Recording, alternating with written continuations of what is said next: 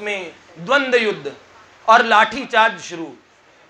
और जैसे तड़ातड़ लाठियां मारनी शुरू की राधा रानी की सखियों ने, और दोनों तरफ से राधे राधे राधे राधे राधे राधे श्री राधे राधे राधे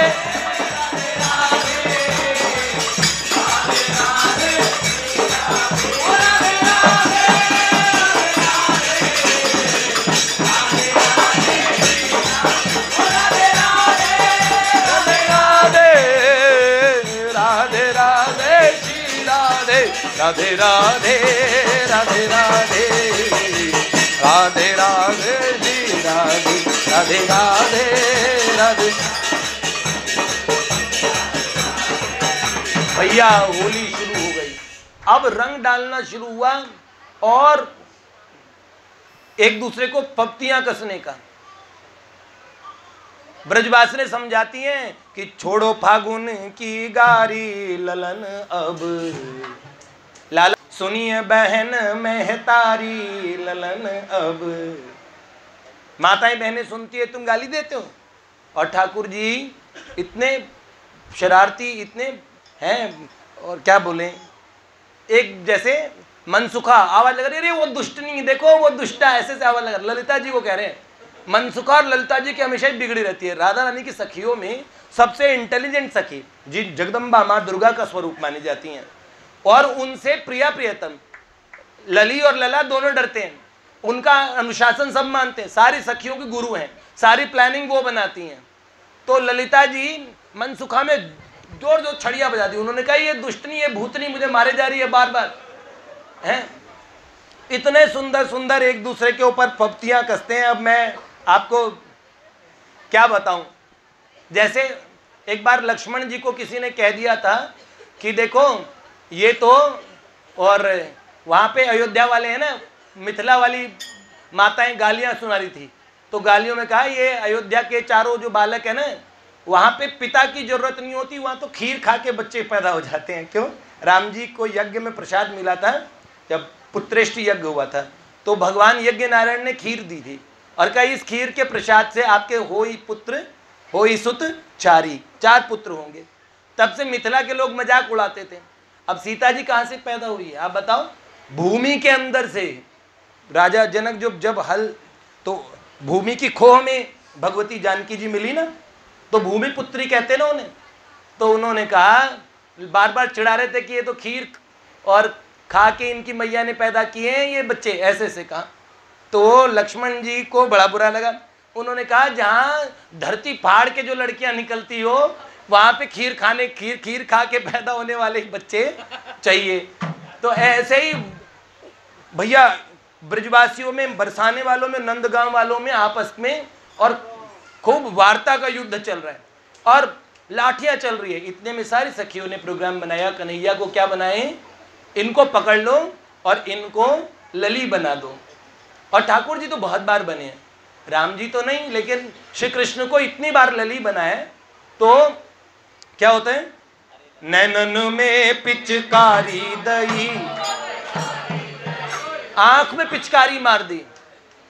तो कहने लगी नैनन में पिचकारी दई मोते गारी दई, होरी खेली न जाए होरी खेली न जाए होरी खेली न जाए। होली के दिना मोते दूनों दूनों अटके,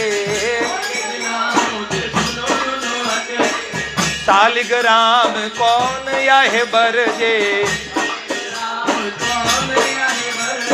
बाहर से घर लो बतराय घर लो बतराय, होरी खेली न जाए होरी खेली न जाए होरी खेली न जाए होरी।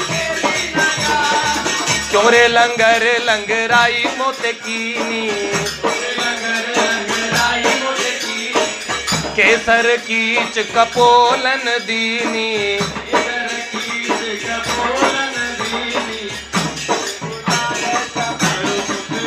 ठाड़ो ठाड़ो मुस्काए, होरी खेली न जाए होरी खेली न जाए होरी।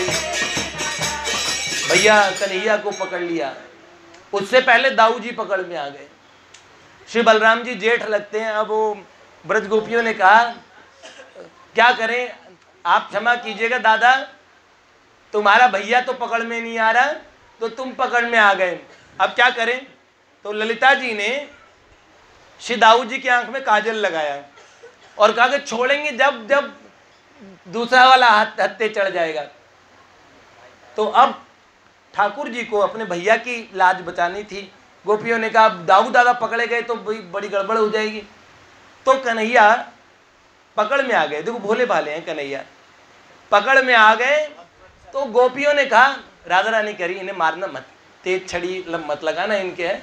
तो गोपियां खाली छड़ी छुआ देती हैं उनको, उनको मारती नहीं, चूटियां भर दी ठाकुर जी के, चूटियां काट ली और फिर श्रृंगार कैसे कर रही इनके, अरे तुम्हारे बाल तो लाला जी तुम्हारे लाली जैसे बाल हैं, घुंघराले घुंघराले भगवान के ठाकुर जी के बाल, तुम्हारे लाला तुम्हारे होठ भी बिल्कुल ऐसे, इन पे और तुमने पान खा के लाली लगा ली है। वैसे तो बिंब फलाधरुष्ठात, बिंब फल के समान ठाकुर जी के लाल होठ हैं, इतने सुंदर हैं कि भगवान आदि कवि वाल्मीकि जी ने कहा न ही सब विद्यते लोके यो न रामम अनुव्रत है। ऐसा कोई माई का लाल पैदा नहीं हुआ जिसको ये हैंडसम और सुंदर न लगे, ये इतने खूबसूरत हैं। और भगवान व्यासदेव ने कहा न भूतो न भविष्यति, इस संसार में ऐसा कोई पुरुष पैदा नहीं होगा जो श्री कृष्ण जितना सुंदर हो जाए। कृष्ण मतलब सर्वाकर्षक, सबसे ज्यादा सुंदर, उन्हें कहते हैं कृष्ण। तो श्री कृष्ण का श्रृंगार किया। अब श्रृंगार कैसे किया भैया, पकड़ लिया है,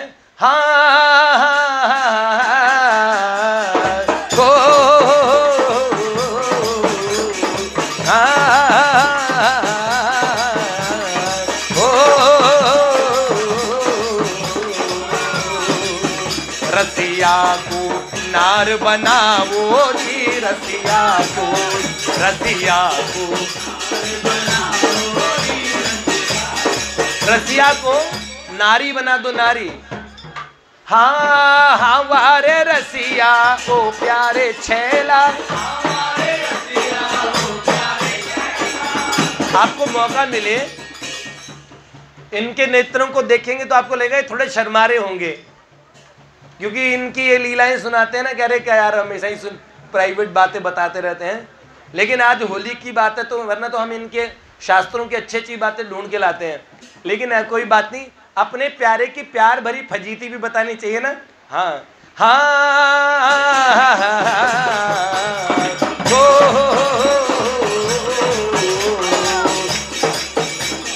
माथे पे टीका कानन कुंडल, माथे पे टीका,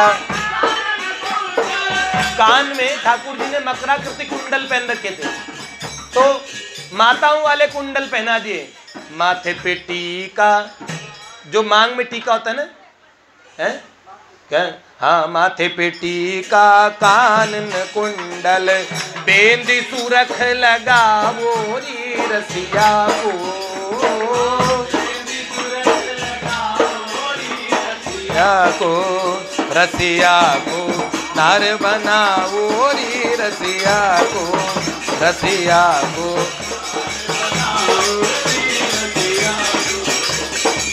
गल हरवा और मोतिन माला, गल हरवा, गले में हार और मोतियों की माला। हाँ वारे रसिया ओ प्यारे छैला, गल हरवा और मोतिन माला, नथ बेसर पहरा, नाक में नथ पहना दो, नथ बेसर पहरा वो री रसिया को, रसिया को नार बना वो री रसिया को, रसिया को।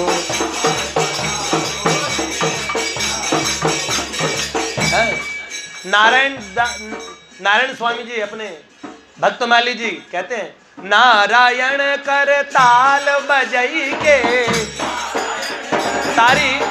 सारी सखियां ताली बजाने लगी है। नारायण कर ताल बजाई के, या को यशुमती निकट नचावो री रसिया को, यशुमती निकट नचावो री रसिया को, रसिया को नार बनावो री रसिया को, रसिया को। अंत में क्या करते हैं, राधा रानी के भैया हैं श्री दामा जी, तो कहते हैं इन श्री दामा जी से इनका ब्याह कर दो। ठाकुर जी को ऐसी लली बनाया, इतनी सुंदर कंचुकी पहनाई, इतना और कौन सा 80 कली का जरतारी लहंगा पहनाया, और लहंगा पहना के ठाकुर जी का जरा अपनी यशोदा मैया के सामने जो ठुमके तो लगा के आओ। और यशोदा मैया ने कहा, अरे वीर, ऐसी सुंदर गोपी तो मैंने पूरे ब्रज में नहीं देखी। ये क्या पता उनकी लाली, उनका लाला है, लाली बना के लेके आए, और कितना सा घूंघट कर दिया उनका। तो ठाकुर जी तो क्या 9 ताल नृत्य करने लगे, ऐसी कमर घुमा घुमा। भैया ठुमके लगाना तो उनसे बढ़िया। सारी गोपियां जो हंसे और चूटी काट रही है, सब जने कह रही, एक ठुमका इधर, एक हमारे लिए भी लगा दो। और जो ठाकुर जी से नृत्य कराया, उन्होंने कहा, अरे मैं तो, ठाकुर जी के मुंह से निकला, अरे मैं तो अधूरी हो गई, आधी हो गई। सारी सखियां और मजाक कर रही हैं। फिर उन्होंने, अब मजाक की हद हो गई। राधा रानी जिस लीला को देख के, श्री जी सिंहासन पे बैठी हैं, उन्हें लगा इनके साथ इन्हें थका देंगी, सब गोपियां परेशान करेंगी।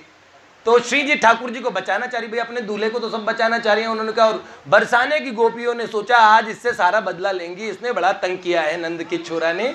तो उन्होंने कहा, इसको अब क्या करो, श्री दामा से इसका ब्याह कर दो, राधा रानी के भैया से। हैं, श्री दामा राधा जू को भैया,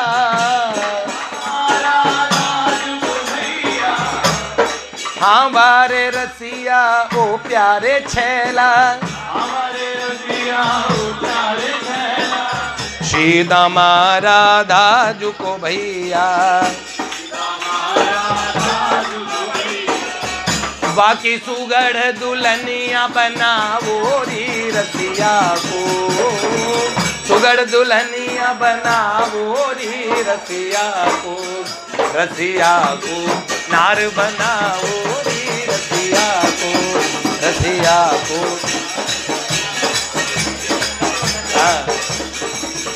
जैसे दुल्हन बनाने लगे, श्रीदामा को बुलाया। श्रीदामा खुशी खुशी आ गया, कह रही है मेरी दुल्हन है, अच्छा मैं तैयार हूं। अब बैठ गए।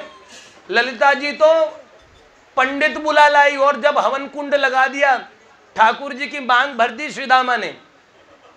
और जब वो और बरमाला भी कर दी।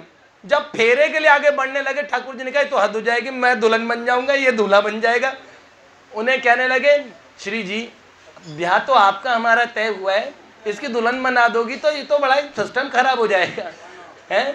तो लिपटे श्याम राधा जू के चरणन, श्याम राधा जू के चरणन, प्यारी मोकू आज बचावो री रसिया को।